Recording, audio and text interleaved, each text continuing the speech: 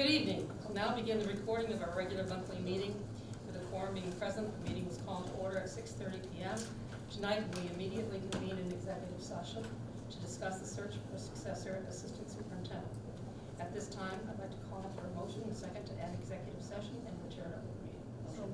Motion, Mrs. Graves, second Mrs. Mitchell. All in favor? Aye. No one opposed? Motion carried. Okay. Let's have a motion to reconvene. Motion, Mrs. Mitchell, second Mrs. Graves. All in favor? Aye. Motion carried. Pledge of allegiance. Pledge allegiance to the flag of the United States of America and to the republic for which it stands, one nation, under God, indivisible, with liberty and justice for all. We always do apologize for being a few minutes into the 7 o'clock. So roll call. Ms. Berry? Here. Ms. Graves? Here. Mr. Hamilton? Here. Ms. Mitchell? Here. Mr. Peters? Here. Mr. Thurber? And Mr. Webanero? Here. Okay, I have a motion to approve the agenda with the addenda. Motion. And we will be adding A, remove J, and add 14, change something in 14A, revising 14A. So we have a motion. Ms. Berry? We have to Add K. add K under, yeah, add K, thank you. Add K, take away J under 13. So we're revising, under 13, we're revising A, we are removing J, and we're adding K.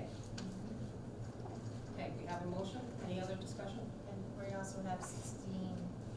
16B, yes. Adding 16B. Okay, so that's the addenda, I think it is. We were busy It is over today. there.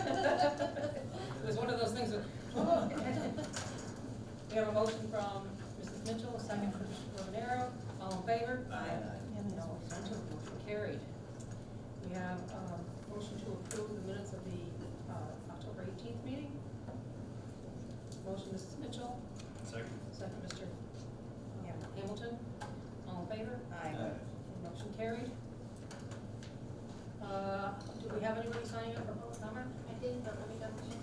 And there was nothing on our email public comment. Somebody got us confused with Peru Gazette one time on Peru Gazette. They told me that wasn't us. But they did contact Mr. Ryan.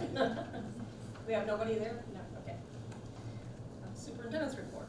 So tonight's superintendent's report, I'll start off by just letting everyone know we had a very successful lockdown drill today. So everyone, it's probably one of our most well-run drills.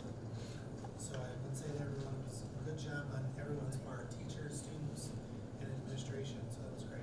But we have two presentations tonight as part of the superintendent's report. Our first topic, we're gonna have Mr. Wood share about our 21-22 independent audit. So if we could have a few words on that, would be great.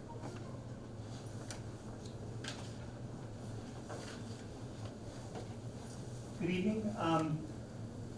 My firm was here in August for a week of field work, and we've been working with Kara and with Randy to complete the audit, and tonight we submitted our 78-page report to the board.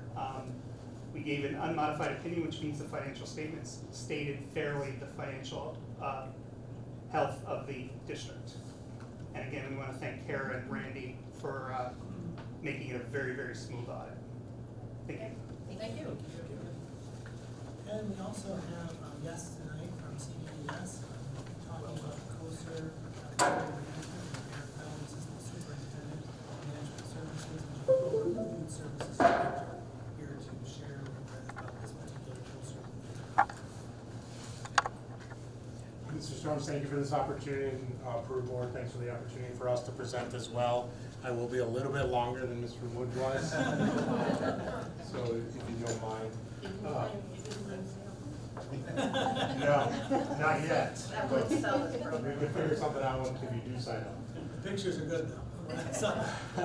So, we've come here today to talk about the CVS Cafeteria Management Program. We're gonna go into details about our program. Full disclosure, we don't know the Peru program. We're not here presenting on your cafeteria program. We're presenting to you an opportunity for a transition due to some staffing changes that are upcoming for Peru as a potential option for you into the future.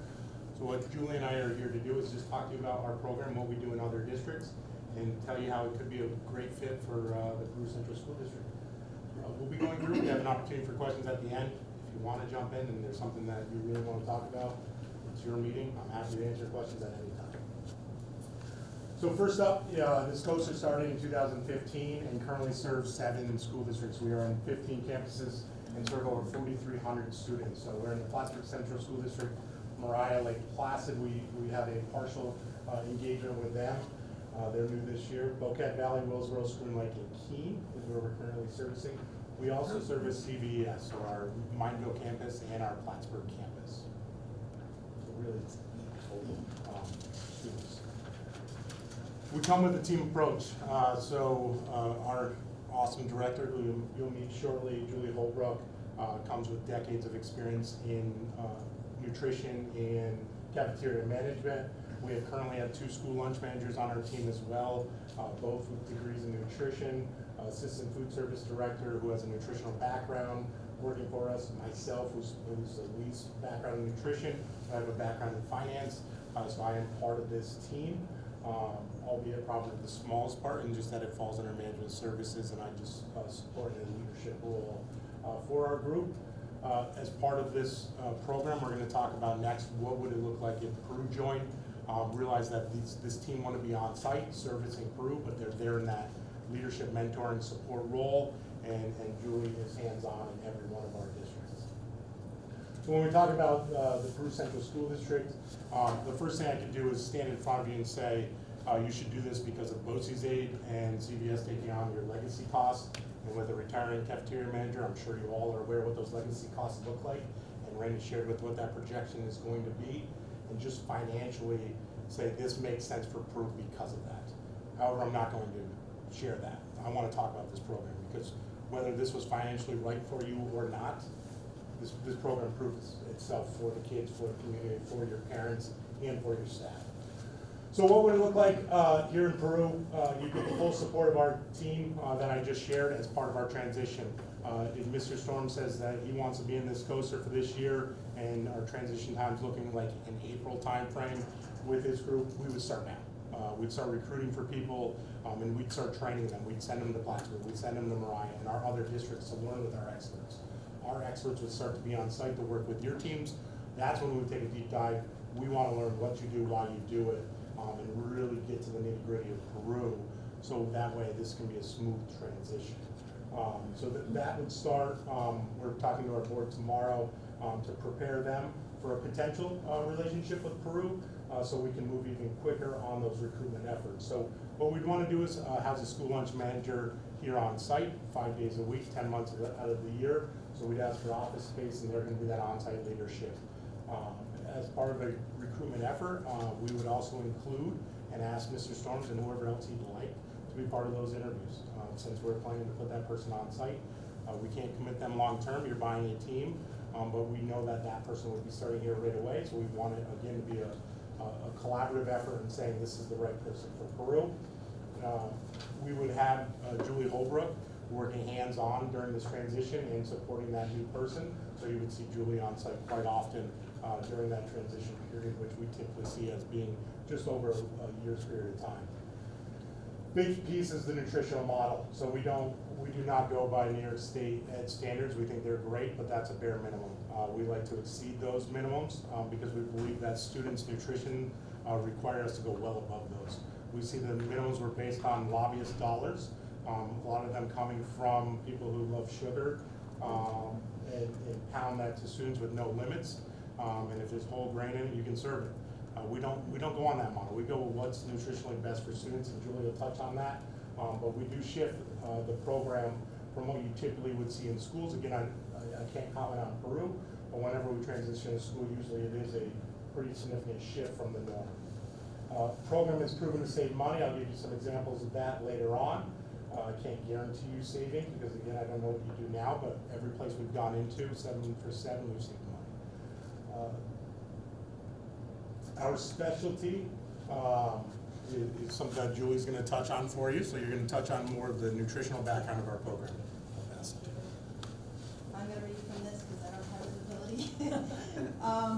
So, we provide nutritionally dense foods that increase the potential health of every student with every bite, and all the other things we wrote there. Our program focuses on essential nutrients for children that increase their ability to learn and grow while also helping their mental health and immunity. We market every day using wonderful smells and great curb appeal and appearance, along with a welcoming, safe atmosphere for students to choose what they would like to eat from our full salad bar. Our salad bar offers a rainbow of fresh fruits and vegetables. If students are still hungry, we always offer fruits and vegetables free of charge. That is our program, that is what we do. This also creates comfort and trust. We have proven that offering a variety increases participation along with well-being, very much so. So we do all these things. This is what we don't. These are the foods that we don't offer. We don't serve, we don't believe in. That they have their place. I think too many kids go home to this. They don't need this while they're in school. They're learning, they need it for their bodies and their brains. This is what we do in our program.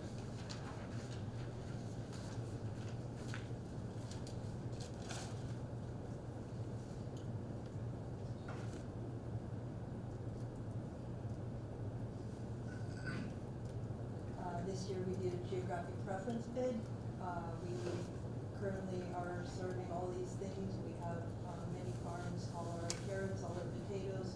We have beets, we have salad greens, we have our beef, yogurt. We not only have ground beef, we have beef patties in 2 different sizes for the different ages.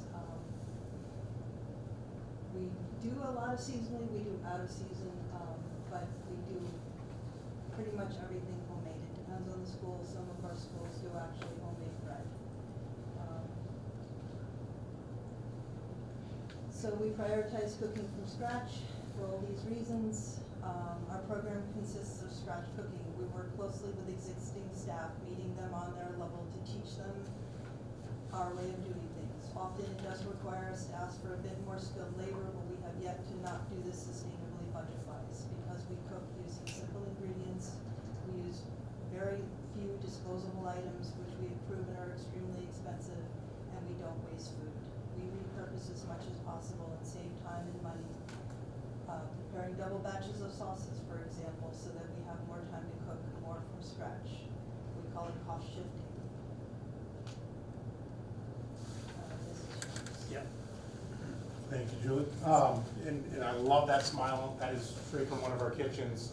And what it tells me is that the staff often on our transitions, it is harder, right? Because you're not warming up food, you're actually cooking food.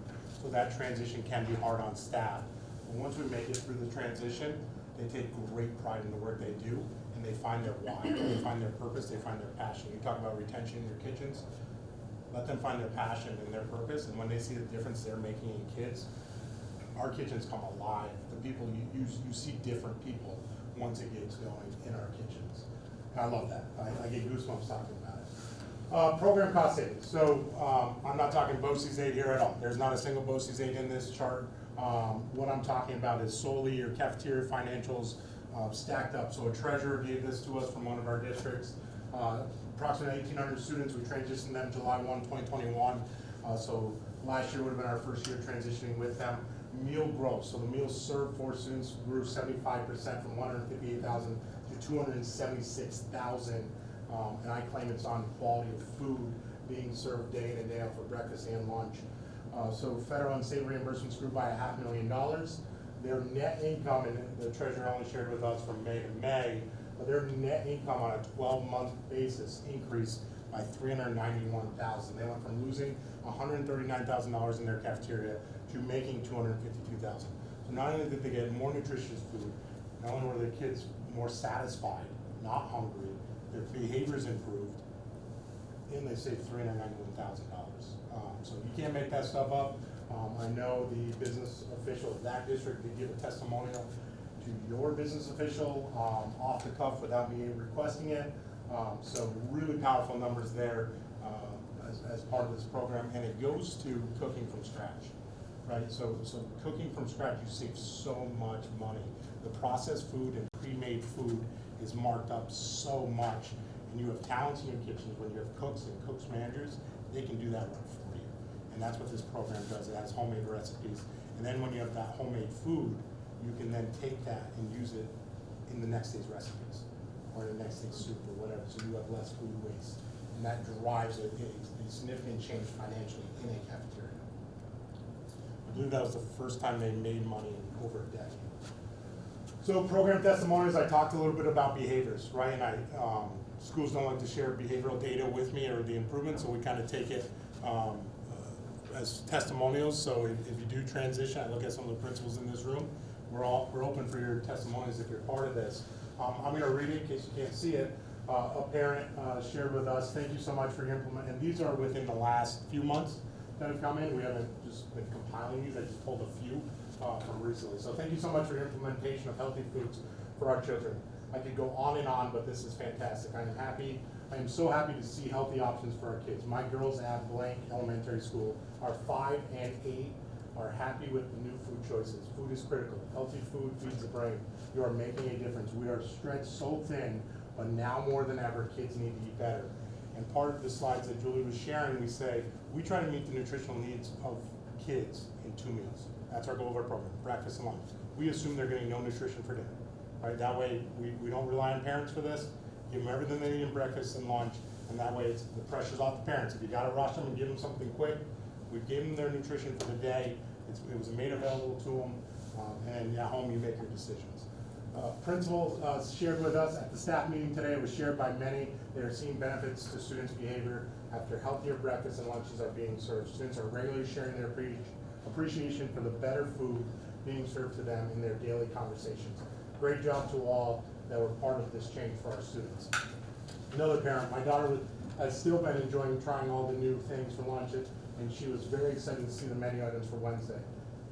Different principal, the cafeteria staff are doing awesome. An 8th grader came up to me with his tray in hand and said, what did we do to deserve this? Because he liked the choices available and the quality of the food. Another principal, the food program has significantly improved student behaviors in our programs. The students generally seem much happier about the quality of the food and the food choices. So that's our program. I try not to overwhelm with too much. I got the expert here next to me. I'm happy to answer any questions that you may have. And if there's any questions that you leave here, you can give them to Mr. Storms, Mr. Sapp. We have regular conversations almost on a daily basis. They have my cell phone. If they need anything, they can reach out to me at any time. I have to tell you that I had firsthand knowledge of this in an interim position I had at special education building, and it was amazing. The staff, the students going around and choosing the salad items and just everything. Like you said, the smells kind of go through the building, and when you smell that wonderful homemade bread coming through, it's just amazing all the different things that are happening with it. So it's a real plus. We saw kids eating, and in that special education division, there are some different food, dietary needs that were also addressed at any time that a student had a different dietary need, it was addressed. It's just amazing. Julie and her staff, and we thank them for coming here and hoping that this could be a program in our school as our cafeteria manager retires. Because Yeah, President Barry, I really appreciate you sharing that. We kind of started the BOCES in administrative roles at the same time. yeah, And we were hiring out our cafeteria. And when I got there and Bonnie got there, it was kind of a sour spot for us and one we want to see improvement. And we started asking the question, why? And every time they answered the question, it's easier. Then you don't have to deal with it. You know you're going to pay X dollars for this cafeteria. And it said, but we have this amazing program for kids. And pairing up with President Barry at that time, we transitioned the program and it made a massive difference for our special education population. we saw it in Mineville, and Mineville was small, so we, go down to Mineville and visit and see it, and I said, well, okay, why can't that happen up there? And we did, it facilitated that piece. It's just amazing when you see the kids wanting to go in and eat, And they don't know that they're eating black bean brownies, okay? It's good for them. I do have a couple Please. questions. So you talked about hiring a school lunch manager. I know that there's some middle management kind of positions here. Would that model continue with the existing staff that we have? So we work hand in hand with the district on that and how they want to structure their cafeteria. So our proposal today and in our discussions with your two leaders has been about us hiring a school lunch manager to take over the high-level cafeteria management. So your own cafeteria staff would stay. And I think one of the interesting things, I did speak to other superintendents that are involved with this as well, and I think the real positive piece, and Eric really spoke of this when I met with Randy and I, is that ability to work with the current staff that we have. And in the beginning, everyone said it, it's a learning curve, and it can be a little bumpy in the beginning, but once people get beyond, and really start enjoying what they're doing, they actually buy on too, and that's the piece that I think is so critical, and it's about finding the value in what they do, and I think there's a lot to be said about going to work every day and finding a job that you really enjoy, and I think that's a huge piece. So right now, that's what we're talking about, is that the upper level management position through CVES, and then the others, if we can use the people we have, that's great, but, we'll see how that all works out. So you guys are gonna be doing the training and the onboarding, I assume spreading that over a period of time to get them ready for whatever day one is. So day one is not gonna be fumbling, I assume there's gonna be. Well, I think the nice part about it, and I don't mean to answer the question, but I think one of the things that when in talking to others was the opportunity for CVES to come in and see what we currently do first. It's not come in and plow through and say, all right, change all this and we're gonna do it there. It's So more we're of a looking at learning like process. a gradual change, we're gonna be getting, And there's I just gonna don't wanna be- overwhelm the students and the staff. Sure. I mean, change is not a problem, it's just a matter of how you go about it. Well, So- and I think in the instances of the special education building, there is life skills students who also help do some of those pieces. And, we have life skills classes here that eventually could be part of that job. That would be phenomenal. I I'd know. love to see that. It works very well at CVS. And we even hired an adult, a student as she became an adult who is our part-time staff at WAF, and we're hoping we have her for a long time. She's a very valuable addition to our staff. That's Great. Yeah. That's good to hear. Thank you. Eric, real quick, you mentioned that 7 out of the 7 districts you work with have saved money on this. Was that inclusive of those districts that potentially needed to retrain or hire additional staff to make up for duties they weren't handling in their kitchens? Yes, yeah, so, we have those conversations with the board, right? Typically, we get invited back as we start the transition process, and we evaluate staffing in the cafeteria. And each school's different, so it's not every board, but, we make presentations on where your staffing's at. We look at a budget analysis, and we pair up with the business office of that school district and share, all right, this is the additional labor we may need, here's the cost. This is how we're gonna make up for that savings throughout the year, because the food cost typically is how we share it. And at the end of the year, if it comes true, it has come true historically, we would expect those same results. We were talking, when Eric and Julie were here, and one of the benefits, I think we all recognize it, we all speak of it all the time in Peru, is that we're all on one campus. And I think that, working from the model that Janine has worked from for years, is that ability to flex and move people around. And I think that's a real strength of our program, and being able to say, all right, you know what, maybe we're gonna put you on this team for this period of time and see if that works even better for you. So I think that there's some real flexibility because of our geographic location, right, all being on one campus. And I think that'll be a huge asset to our program, but might be another program doesn't have. Awesome. I just lost my train of thought, I'm sorry. It's Local, just forgot about it. The local piece too, is you purchase from local farms, local distributors. This is not just the stuff that comes in. Yeah, so if we were to add Peru to the service, realize it benefits all districts. Our other superintendents are in our service, we're discussing that, we're selling this to you tonight, we're sharing with them, because you coming on gives us more buying power. So when we do those geographic preference bids with all those local suppliers and the Hub on the Hill and all those other ones that buy the local food, we now have higher numbers, so we can usually get better prices. So So that, you know, we love that. It gives us more leverage in the buying power locally. It seems like the program is giving the workers more of a specialization, so to speak. I don't think we have that now. I think our workers do a little bit of everything, whatever needs to get done. But I'm almost hearing that if someone really loves baking, they might be able to specialize in that and really find a pride in something they like. And if someone else who really stir fries or something, but is that how it works? Is there a lot of flexibility with, say, Absolutely. assignments of jobs? Changes all the time. We really always try to make it for the staff because they will work harder if they love what they're doing. Right. And it really works well. To jump on what Julie's saying there, I think the other part about it is the people that are working in our cafeterias right now, they choose to work in our cafeterias because they love working with kids. And I think that when the kids start, really wanting to go and get that lunch, right, or get that breakfast, that's gonna be that reinforcement these people need as well. So I think that there is gonna be a learning curve. I'm sure there will be, but at the end, I think that it's a learning curve worth going down. There's also an increase in staff buying lunches.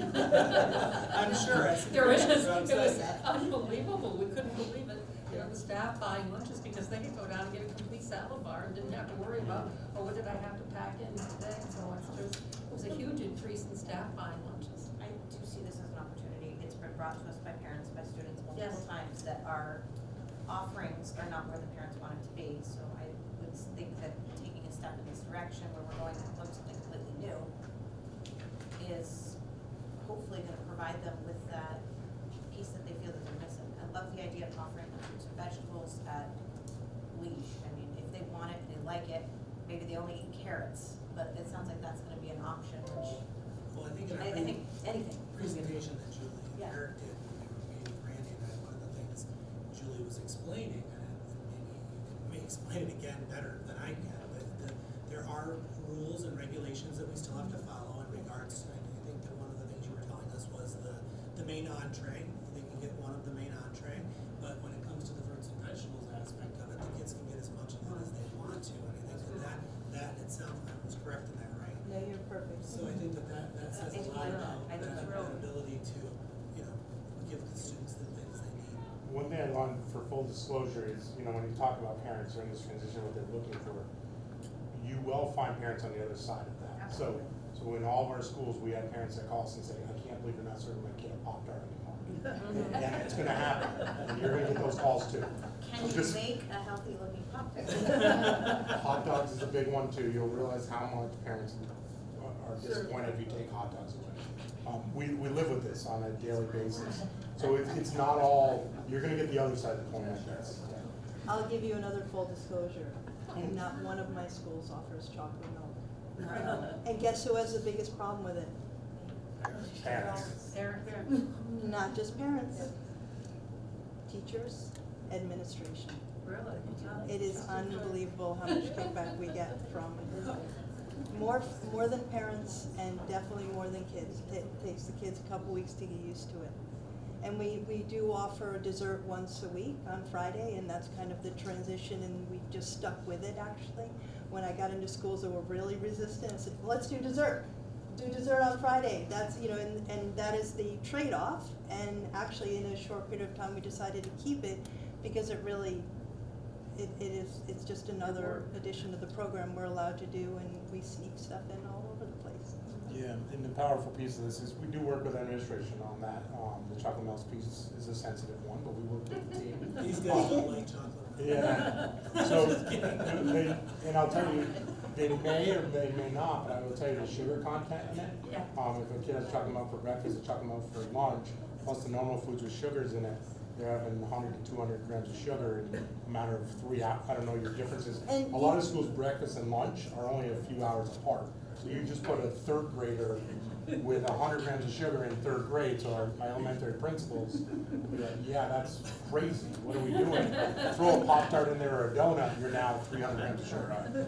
And another part of it is the chocolate milk that we get is skim. There's no fat to help. It's the lowest quality sugar, it's high fructose corn syrup. There is nothing good about that. There is nothing to help your body process it. And we serve water. And we serve water. And it's not something that We I'm, serve water. yeah, Not we, water. We also cup it or put it in a cup or offer it some other way. and it's not a do or die. We don't walk in and say, no more chocolate milk. It's, we work with you. We're not, this is the way it is and there's no other way. It's just, this is what we prefer and we'd like to transition out. And I promise you, the adults will have more of a problem with this than the children. Well, is there any other questions? I mean, I do a serious comment. I think there's a lot of families in our district that would probably choose to opt into a school lunch a lot more than they do today. It happens in every school. I think in our district, there's also a lot of families that don't have that decision at all. Your comment about, these kids they're coming to school for their day's nutrition. Sure. And what that is today is a juice box and a donut or a pastry in a bag in the morning, right? And so we're doing a huge disservice to our students, like whether they have the choice or not. So. Well, I think what's really important as we end today's meeting is that that piece of understanding that the power behind this particular program is that collaboration that they have from the different school districts, and every individual school district tries to address their own individual needs the best they can at the time. And I think as we look at it, we evolve over time. So, I think that that's an important thing. And I think what's really important for everyone to also know is Mrs. Kerr, who's done outstanding work and really tried very hard in our district, is also, in favor of this conversation as well. So it's certainly not something we're doing behind her back or that she's not aware of. So, What are the next steps for us to consider, like how do we so we'll have to make make a decisions? we'll have to decide that's where we want to go, and then I'll work with Eric and Randy, and we'll work with that transition. Be another meeting like this with some numbers and data sets? Probably have that, information for December meeting. Yeah. Because really, to start this, Yeah, that's probably what I have was to looking start at. in January, There's correct? only 2 meetings Mhm. between now and February, based on that. Mhm. Well, we're gonna recruit, and then we have to appoint Right. once a month board meetings. Yeah, so it's not actually that long. I wanna start right away, so, whenever you tell us, I wanna hire that person, because this is a big learning curve. We're gonna assume we're gonna get a school lunch manager with 0 experience. That's the market we're in right now. Yep.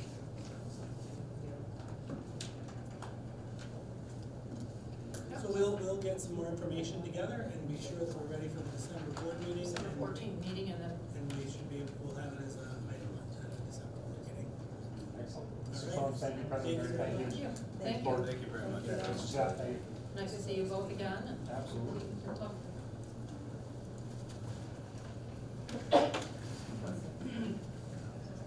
We're gonna take off. If you need anything, Yeah. text Oh, me. you don't want Thank to? you. Thank you. Eric, you don't want to stay with us? Board meeting tomorrow. Okay. Right, how about you? Good. Anything else? That's everything for the superintendent's report. Assistant super search? Oh, sorry. Yes, the assistant superintendent search. I'm moving this right along. We don't really need to talk about it. That's okay. So I just see I'm not the we only one who might actually forget will be something. moving forward, I'm sorry, we will be Mhm. moving forward on September. November 15th. November 15th, and I guess I'm hungry. I was thinking the same thing, that's very good. So we actually will be interviewing, 2 committees will be interviewing 4 different candidates then. And we'll let you know more about the process as we go down that road further. Excellent. All right? Yeah, thank you. Okay, administrator, Mr. Sack. Oh, Pete, I'm sorry, I skipped right over you. Oh, Brian said, that's okay, you can skip She over. must be hungry too. Brian, he is hiding in the corner. Sorry, Brian. You're always important. So, I'm back. Obviously, Trish would be here tonight, speaking on behalf of PAT, but she's got this election thing for her husband or something going on. I don't know. Possibly. This Mrs. Judge, Mrs. Yeah. Judge somebody. Yeah, Mrs. Your Honor. So just to kind of piggyback on Mr. Storms, I emailed Mr. Storms today with 5 names for PAT representation for the assistant superintendent search. I think a couple of them are returning from last year, but a few of them are new. So hopefully we'll be able to help and assist in getting somebody to fill that position. Just in kind of following through, we meet with Mr. Storms once a month. We're having some really good conversations. We share positives and some of the concerns, I don't know, Mr. Storm says assured us the copiers will be here by the end of November. We'll see if we're open. But I heard there's a lottery going on. Yeah, I'm sure. Yeah, we got a pool. But for the most part, there's frustrations at all levels, the copiers. I know there's some people who shared some frustrations with the key entries and some of the delay in those shippings and people not being able to get in the buildings off hours. But it's out of the district's control. We understand that, but we're continuing with the conversations to try to hopefully those things will get rectified as things start arriving. So it's been a good start to the year. There's been some concerns, but for the most part, I think it's been a positive start. We haven't been talking about COVID, which in quarantines and masking. So I think it's been a good couple of months to start. I know people are really excited, and we want to thank Mr. Storms for working with us on and listening to PAT members on the parent conferences and going back to the old way of the Monday night, Tuesday morning. I think some people are really excited to return to that method of parent conferences, and benefit is we get to see some parents and we get to extend our Thanksgiving break by half a day. So, like I said, a lot of positive things going on. It's been a good start to the school year, and we're just going to continue communicating with Mr. Storms on a monthly basis. I think that's getting back to that has worked out well, and let's hope things keep going.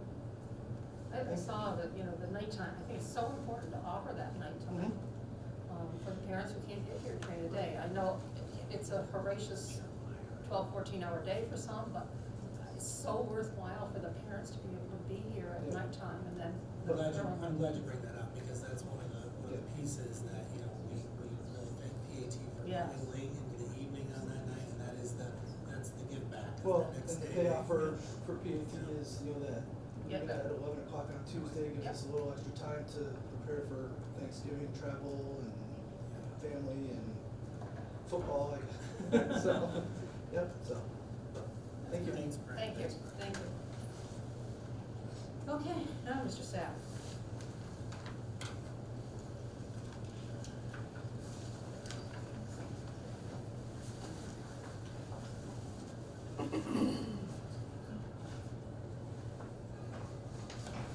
Good evening. This was a topic that we began to explore at our prior session. And this had to do with the exemptions associated with senior citizens and disabilities and limited incomes. Since then, I've been in contact with our Peru assessor, Jeremiah Cross, and Tammy Lacey, the director of Clinton County Real Property. I want to thank them for some of the information provided in this presentation.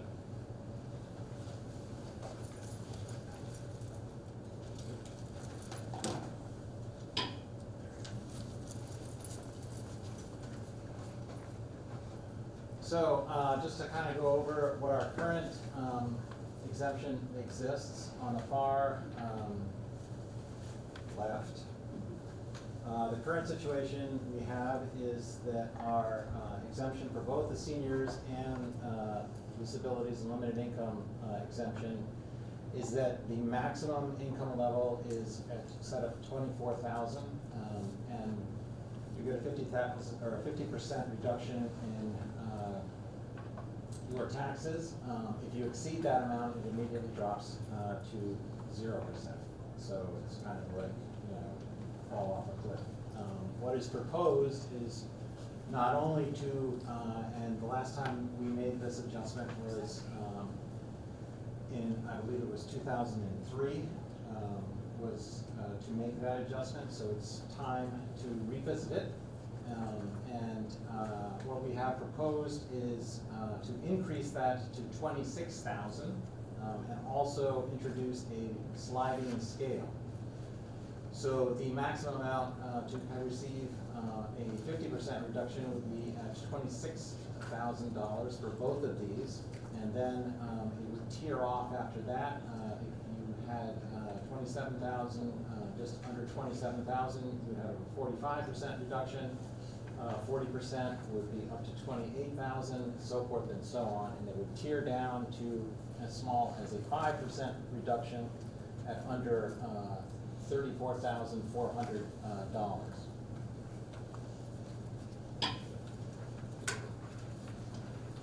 Why we selected these numbers was to maintain a similar exemption schedule for both exemptions.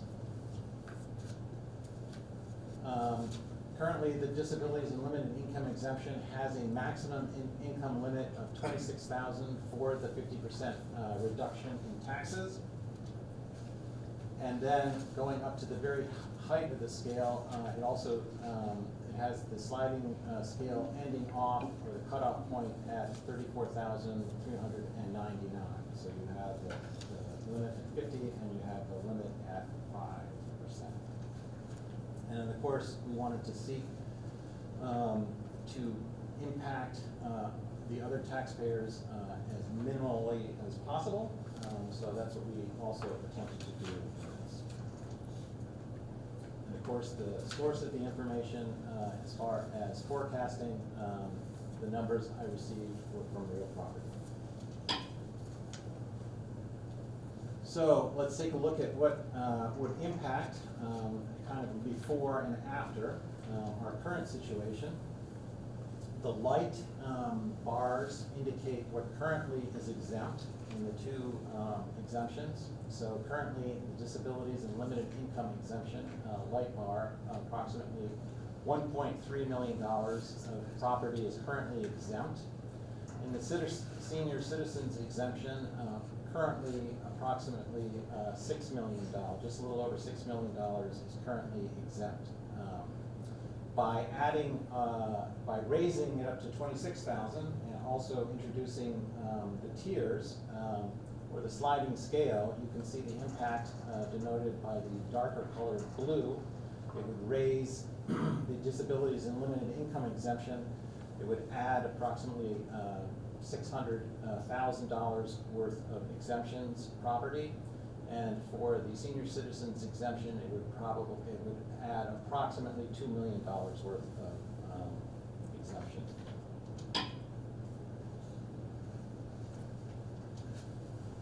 With regards to an estimate, and these are estimated numbers, of course, as far as the estimate impact on, because we're shifting, right? We're shifting that from those individuals to everyone else, right? So we're going to make an adjustment now, everything else being held constant. The current situation, using our existing tax rates, what you would have is just an estimate in the individual, assuming a cross-section distribution, right, across everywhere evenly, approximate increases in terms of tax rates in the various townships. So about a 4-cent increase per thousand. So if we take that and we look at the potential impact on a $200,000 home with a 4-cent increase, and this is in the town of Peru, for example, it would increase, assuming the tax rate that we currently have, it would increase the tax amount or tax bill approximately $8, to give you an idea of what that impact would be by implementing both of those the way we propose.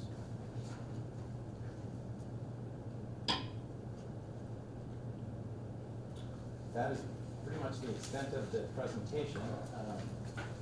Now open for any questions or comments. This resolution must be passed in order to impact next year's taxes by December 1st. We do have in this evening a resolution prepared that does implement that as it is proposed and briefed in this presentation for for your consideration. And Randy, the impact on each town, like you said, you just equally distributed it. I just Yeah, made okay. an assumption there. It could be that Peru has more, town of Peru has more tax exempt property, or tax exempt citizens. So it Yeah. just, For the discussion, it's just been equalized over other towns, whereas one town might take a little more of a hit than another, I suppose that's possible, it's possible. but it's a few cents. Any other questions? Okay, thank you. Thank you, Randy.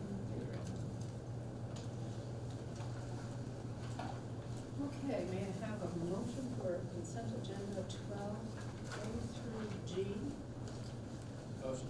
Motion, Mr. Peters, second. Second. Mrs. Mitchell, any discussion on anything A through G? Okay, all in favor? Aye. Anyone opposed? Motion carried. Okay, 13, we have that revision on A, for the NISBA field trip. The Booster Club is funding the lodging. We are removing J, but, yes, removing J and adding K, which is the shared services, with our Shazy Central School District. May I have a motion on 13A through K, removing J? Motion, Mr. Romero, second, Mrs. Graves. Any other discussion Discussion on B. on B? Just a quick question there. Do we have it's 35,000 from Harbor Freight Thompson. Just wondering if we have a plan or what, how will that? Mr. Sorrell has a plan. I'm sure he does. I'm interested in hearing that though. Sure. Yeah. Get some, I can get some information. Okay. for you. I can either put it in a weekly update and or bring it back some conference stuff as well. Yeah, I know. Just didn't wanna make sure. I think he had a list. I don't doubt it. I just wanna make sure something like that doesn't get lost in Yeah, I'll reach out to in him. the, I think you got awarded based on. Yeah, he did. Yes, On his plan. on for his plan. sure, but, wanna make sure this doesn't get lost. Yeah, Thank you. it was amazing. Okay, all in favor? Aye. Motion carried. And now 14, A through P. Is it P? Is it P? We're getting P, Q, and we're revising A, 14, that was the addition of October through possibly December 22. Okay, I have a motion. Motion, Mrs. Graves, second. Mr. Webanero, any other discussion, questions? A through P. Okay, all in favor? Aye. No abstentions, motion carried. And now we're down to 15. And I think 15, we will go through each one of those. Yes. So 15A is to, do we have a, Mr. Irvin's going to put up a chart. okay. On 15A, this is adopting the following resolution. Resolved that the Board of Education increase the maximum income limit for the senior citizen school tax exemption and for the disability and limited income school tax exemption from the current income limit of $24,000 to a maximum income limit of $26,000, and implement the following sliding income scale for both exemptions. So as you can see, it will now, and this is in line with the county and some of the other school districts, correct, Mr. Sapp? I don't know that any other school district has a sliding scale. Oh, okay, the county does though.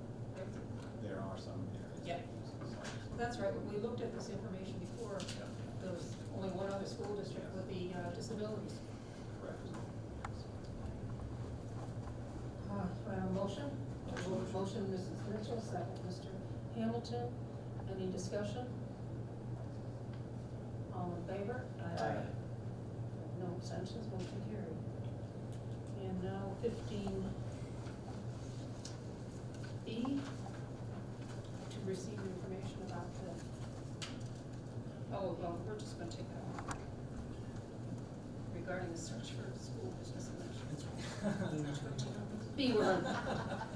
So just so you're aware, I did reach out to the superintendents as requested at the last meeting, just to see see what avenue different districts are going in regards to, school business administrator or, business administrator for the school, both ways. So we have a school business administrator currently, and we're going to, we've advertised both ways. And what we've done is we've looked at, when we looked at salary, we, had to post with civil service. We made a range that's very similar to that of others, but when you speak to the different school districts and the years that the, individuals have been in the role, it varies greatly. So I think that that's the important one. One of the, as the board knows, as we looked at salary in this last school year, it's really important that I'm very mindful of the current people that are in roles, but also making sure we're still at a competitive space. And so that would be, for the business administrator side of it. And then, so we ended up posting that, to make the range that we actually moved forward with. So we set a range between, with civil service, between $65,000 and $92,000 is where our range was, just so you're aware of that. And then we'll, the school business administrator, which is a different type, it's a different avenue and a different type of degree. The range, we have posted it as to be determined and based on experience and that type of thing. But the range that I feel that we should be moving forward with is $90,000 to $115,000. That's the range, that particular range for that particular. And then obviously, we'll wait and see. We don't know exactly what we're going to get on that particular aspect. But, that was a concern and an area that the board wanted me to do some research on. I did reach out to schools such as NAC, their individual has been there for 15 years, Keene, Hillsborough, Ryan, Ticonderoga, Indian Lake, Johnsburg, Plattsburgh, and Beekmantown. And again, the ranges are really all over the place because it depends on the type of position that it currently is and the years of experience the individual has. But after looking at it and comparing it to, I felt that those were, and I definitely had input from others as well. Randy and I talked a little bit about this as well, making sure that, we're being competitive in those positions as well. I think that keeps us in that range, but also takes into account our leadership team, and the different members of even the district office staff. Okay. Do we have to have an action on that, Mrs. Forbes? You don't have to, Okay.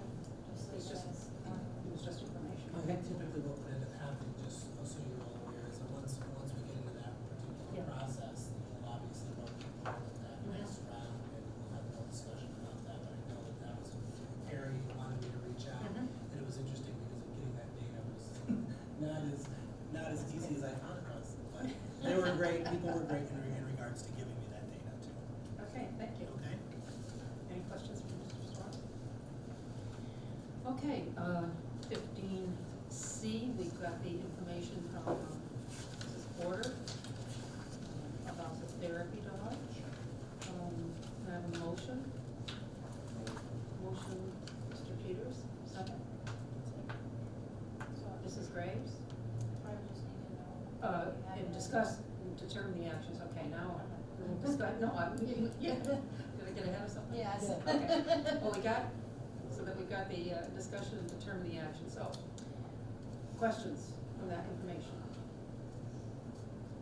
So I think one of the interesting things is I think that, Mr. Thurber did bring up some interesting points in regards to what happens in those circumstances when the dog would be with someone when they were coming under maybe, an aggressive student or those types of things. And one of the areas that I spoke with Kelly about, she actually works with others from other schools who are doing additional training, and one of the two areas of training that she's going to be participating in herself is one where the dogs are actually trained. Actually, in Beekmantown they have that right now, where the dog, when they realize they're under stress or there's a stressful situation, the dog removes themselves from that situation and gets away from it and sits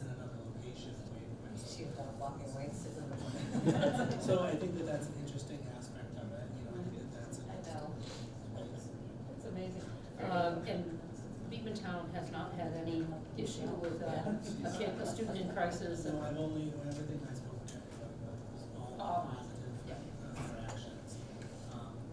And it's interesting because after our meeting, I actually spoke to another one of our staff members who does a lot of dog training and very similar type things. Not asking to bring her dog here, but she was definitely, and I had a conversation with her.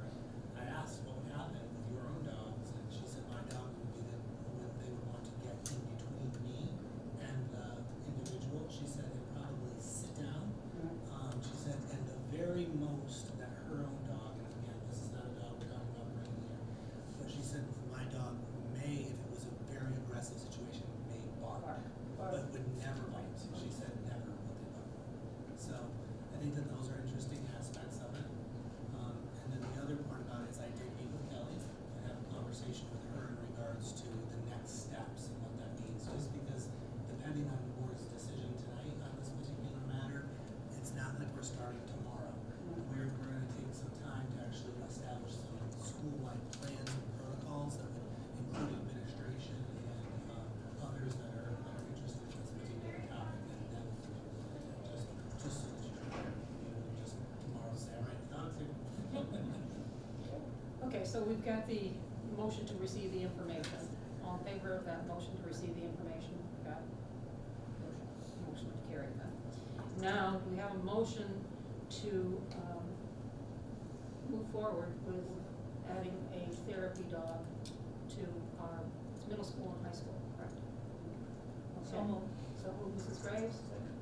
Second, Mr. Cavanero. Any other discussion on it? I think just, I mean, I would echo Scott's, I think just there are basically concerns, that's not something Kelly's spoken about. Yeah. Meaning about here, what I also really appreciate is this idea of ongoing development, like, so this is not, like, this is the perfect state, and we're gonna throw it into the school to impose, but just reaching additional certifications, training, making sure the dog is, comfortable with additional circumstances. And the information she provided to us was really very, you said exactly that.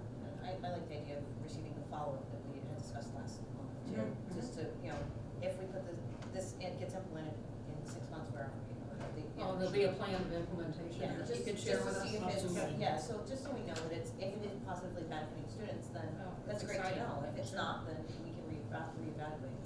Well, I think some of us have seen a relationship with a dog and, Yeah, you treat Yeah. it choir at 4 o'clock. no, but in a classroom. Mary and I have seen that happen, where the dog is there for the person, but it was amazing to watch this dog with the kids and how the kids adapted to the dog. The dog was another student. Really, it was amazing. Did they what it eat was. their own homework though? No, but the eggs are probably. Okay, so we have a motion, all in favor? Aye. Anyone opposed? Okay, motion carried, continue on with that. Excellent, thank you. 16A, we had some use fee structure little changes. So Matt shared that was part of also added to to our agenda today. Right. And so basically due to, we haven't revisited this particular topic in a A minute. long time. And it's one of those things where Matt was recommending that he does in various changes throughout the schedule, just due to contracts and everything else that are increasing. Mhm. Everything that he mentioned in there, I think that what we added to that was things that will, are needed. I think that they're certainly not, we're not trying to inflate them to a level of over the top by any means. So, I'll give you an example. So, talking about, Like the use of the auditorium. sure. Went from what, 50 to 100? From $50 to $100. And that $50 has been there for, I'd say, at least 8 years, maybe. Why don't we increase that to cover the cost of this, because there had to be somebody to run the audiovisual, did we discuss that? Not in regards to this. Yeah, we did. particular aspect. Okay. I just remember having this conversation, I'm sorry. I don't know. There are additional at the bottom of the Right. page or the backside, there's additional stuff about staffing. On the back. Yeah, it's like It a depends on requirement to which- pay for somebody to run. Which space you rent and which day of the week, all that stuff. Okay. I can remember. But I think, again, it's similar to what we were doing with the exemptions. Yeah, we haven't done anything since 2000. I apologize, I didn't mean to We interrupt. haven't, we haven't done anything with these user fees. Well, it's 2020, July. Was it 2020? Yeah. July 2020. That's what I was saying, I know we were having a conversation about it, that's why I was asking, but, no, that's fine, I'm sorry to interrupt. It does look like there's an outstanding comment whether we said what that fee structure is for any support. There's no, that's not, so. And the other curious thing I had about this is, so on top of the increases, which makes sense, for most of the spaces, cafeteria, we assume custodial charges, classrooms, custodial charges. You know, looking at the auditorium use, it seems like there's optional, like with or without custodial. I'm struggling to understand if there's a group that have a public use of their space and invite a bunch of members of the public without a suitable use of custodial use. That is, that, to me, it seems like that fee should be inclusive of any kind Usually- of space, we should be assuming that is. We do not have a situation where the auditorium goes out to a public entity without a member of the staff being available. Am I correct with that, Mr.? Yes. That would be the Uh, expectation. Yeah, that's the expectation, because we looked that up before. You cannot use our facility for any private organization to gain any funds, any profits from it. Ever. I think that part of it. You need to Right. exchange that. Doesn't have to probably exchange. Right, right, absolutely. So we are a school district that adheres to that, and if there is anything, there has to be a staff member involved with the use of the auditorium. Cafeteria, I believe we have to have a cafeteria person. There's any situation. If they're gonna be Right. using any of these. Right.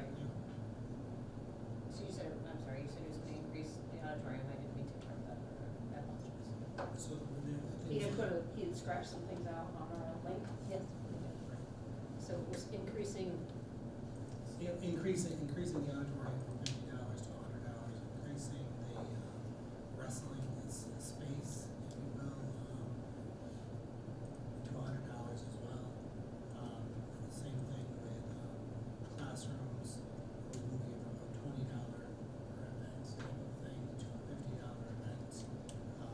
Security deposit, $250. Those are the recommended changes that we brought forward to it. And I think that, as we move forward, in regards to the AV component of this, we're still working right now, I'm working right now with the PAT in regards to what are we doing with AV people and what roles they play in all aspects of that, in regards to that, as well as different appendix type positions that we have, so I think that'll have to be part of more discussion in regards to that. So this is kind of like the first change of. Well, I maybe guess something. at the end of the day, we have to determine what kind of supports we would be providing those people. Again, I'm not exactly sure what they were in the past on that particular aspect of it. And what Sherry and I were discussing is this is one of those things that's been evolving over the years. And it's one of those things that tends to be a little bit more, not necessarily controversial, but it's one of those topics that there's a lot of discussion about, because it's about how do you, who uses the space, and what are you determining is who is going to be using the space.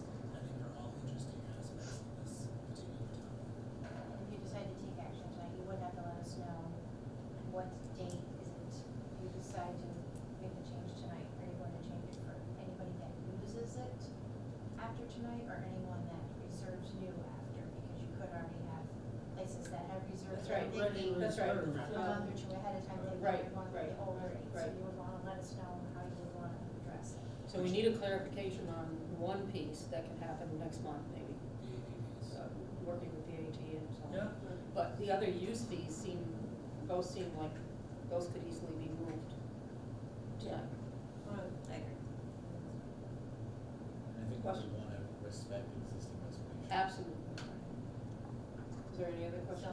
we're gonna go with the chart of the increases for anyone that reserves. So we'll have a motion to go with the New reservations. Yeah. Right, for any new reservations. Yeah, what's the title of that? That's only use, Yes. okay. So, motion will be to adopt the new use fees, or the building use fees, to only those people, organizations, or clubs, or that have not already signed up. Okay, do I have a motion? So moved. Mrs. Graves, second. Second. Mr. Webanero, all in favor? Anyone opposed? Motion carried. Okay, B, confirm, governing team attendance at the upcoming School Boards Association meeting to be held November 17th, 2022. This is a need for those, yeah, right, Not like mine. for, It's like for clear. CBS, it's the old hangar situation. This is for those who have not gone, they haven't done it now for, I think, 2 years, but it's school boards all over our district, but some also come from FEH for presentations. This one happens to be a panel of board presidents, local board presidents who talk about best practices that they find they want to share. So I think we have Mr. Webanero, Mrs. Mitchell going, myself, Sherry, Scott, anyone else interested in going on November 17th? It's a, I think it was a light dinner at 5:45 and then the panel at 6:30. I'll be there as part of the panel. So anybody who wants to give me best practices during a meeting, you certainly can send me an email. It was funny because one person who was not in our district but was here working and said, well, I never saw a board meeting go so fast. Usually it does go quite fast. Yeah. Anyone else interested in going that night? Okay, so you've got the list? Okay, thank you. You don't have to have any action on that. Yes, we should do a motion second, just because you do have the one. Oh, okay, I didn't see action next to it, so, okay. I have a motion and second to approve Mr. Webanero, Mrs. Provost, Mrs. Mitchell, Mrs. Berry, and Mr. Storms to attend the November 17th school board association. So moved. Okay, Second. second. All in favor? Motion carried. Okay, let's see, public comment. And we don't need an executive session, so I have a motion to adjourn. Motion, Mr. Peters. Second, Mr. Webanero. All in favor? Aye. Motion carried. Have a wonderful night. Thank you for parent conferences coming up next week at Thanksgiving. Happy Thanksgiving to all of the people in the audience.